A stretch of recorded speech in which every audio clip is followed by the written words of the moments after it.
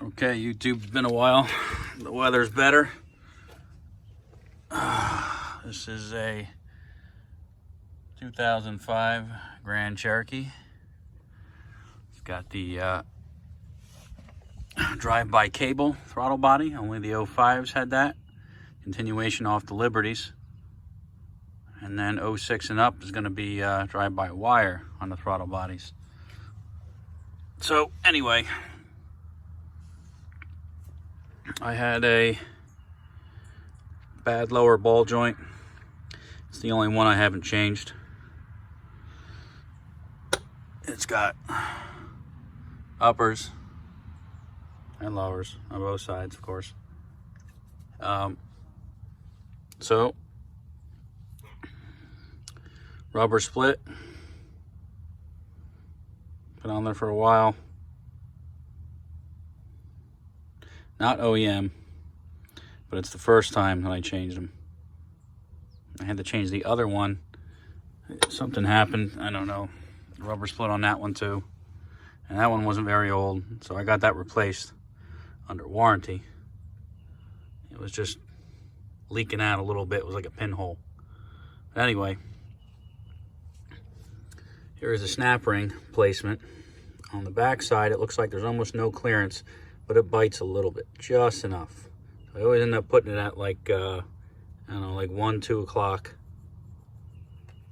Of course, that could be good for, you know, the other side over here too, like a 10, 11. But let's see, I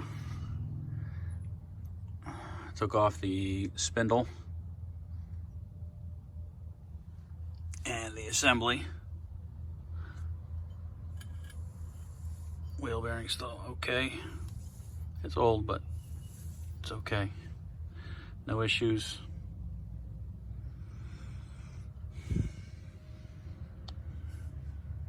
Take off the axle nut. Loosen this so you can get a little bit more movement out of it. I don't want it to really stay that long flexed. These rubbers never last. But anyway, I use this strap. You can use anything. Pull this axle up and over. That way it's out of the way. I mean, center is clear, but it's like, you know. Anyway, I ended up using one of these. It's Harbor Freight ball joint press.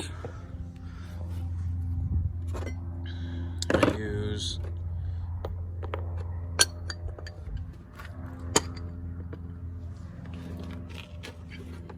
this is the Maddox MA10-1 two-wheel and four-wheel drive ball joint service kit. I use it for all different kinds of things, but I picked the biggest sleeve, put it on this stepped adapter with the biggest hole. This little lip on the extreme end fits inside this piece.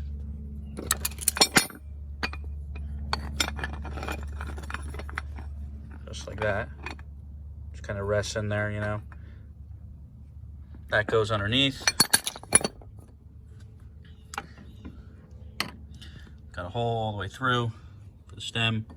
What you want to do is up and over, and you're going to put the press on the other side. Well, actually, the big C-clamp, you know, and then what you're going to do is you're going to be using an impact 7/8 or 22 millimeter socket and drive this down. And you can use just the end, or you can use one of the other pieces to drive against to push this out once you have the snap ring out. Then to push it in,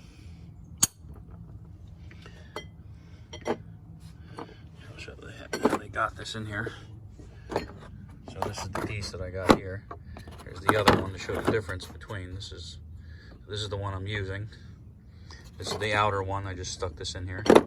And to press it back in, you want to make sure that when you press against it, press against the metal right here, not the rubber. The rubber's bonded to the metal. Focus. Yeah, don't push against the rubber. There's a metal ring that's in there that helps it bond, keeps it flat and straight. And once that gets waffled, forget it. Just go out and get another ball joint. Even though it's new, don't try and save it because it won't work. So this one goes right up against there, does not even touch the rubber, and just happens to be the right size for WKs here. That's the letter designation for the 05 to 09, I think, and then it was WK2, 2010 and up. I don't know. Check the years, the final year there, the last year, but this is definitely WK1. So then you take that same piece, put this on here, all the way up. Because you're driving from the press to the piece to the underside, that hole through allows this to just kind of stay right there. And it doesn't touch anything. So that way you're not driving on the end of this shaft here where the threads are and messing that up. This is brand new. Oh, that barely even wants to move. And make sure it's all the way up. Now, unfortunately, in this set, I never found, because of the amount of flat area is limited before it starts to do the upsweep on the control arm there. But I found a 2-inch pipe cap as my receiver to receive the ball joint, and actually just for the press to press against, and the inside makes it so that the ball joint doesn't even touch this. It stays out of the way. And it will go over top like this. It'll ride the edge a little, but it'll pull. Okay? 2-inch pipe cap seems to do the job every time.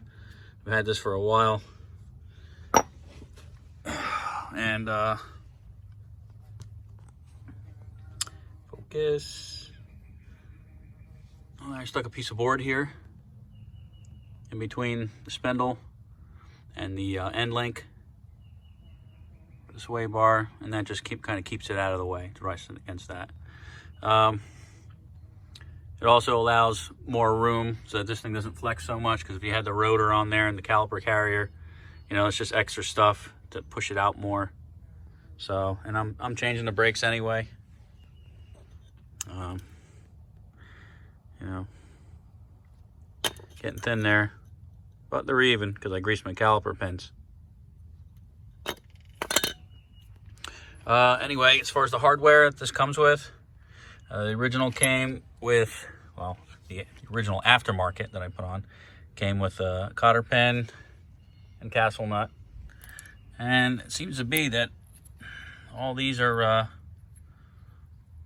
starting to change over to these nylock nuts here.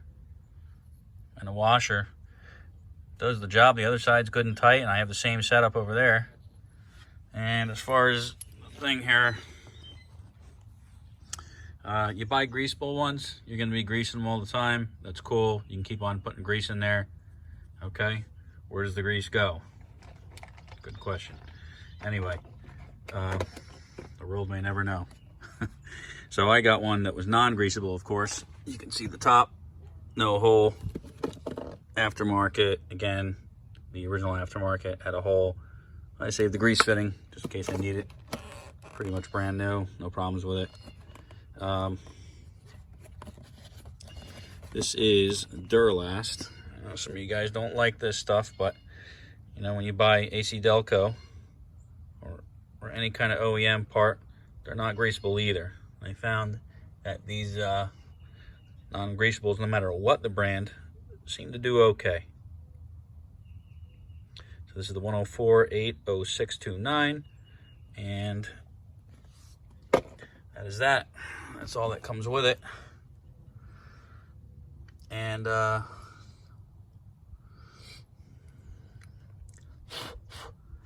installation is reverse of removal here, okay? That way I don't waste a lot of time. So once you get to this point, you know what you're doing afterwards. I'm gonna throw a little bit of grease on the end here. You can. I think I'm going to. That'll help it. seat in there over the long run. Any kind of twisting and turning. So always use a wire brush on your threads, fine thread, and your splines. Let's see, I bought a 36, but I think it's actually a 35 socket for the axle. I bought this a long time ago, so I can't bring it back, so I'm just sticking with the 36 for now, but it's probably a 35 because there's just a little bit of play. Most metric stuff is kind of loose compared to American anyway, across the board, but I think that's it. The uppers, before you attempt to do this, you must know that some of the uppers, including mine, but I've had other people say otherwise, but they're staked in a little bit, where they'll stake it in pretty good. So I can't remember where the staking is, because this is another aftermarket where I have the snap ring underneath there, but it's either I think it might be on the bottom, maybe the top, but they were hard to come out. So I suggest, if you got the extra money, just buy the whole upper control arm here with the ball joint inside of it. You'll thank me.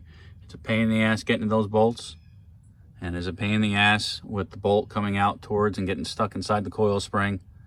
But what you can do is you can lower and raise the coil spring to spread the coils and give yourself just enough room to get the job done. It's definitely possible. I did it. You can do it too. Sorry, Erico, not trying to steal your thing there. All right, out.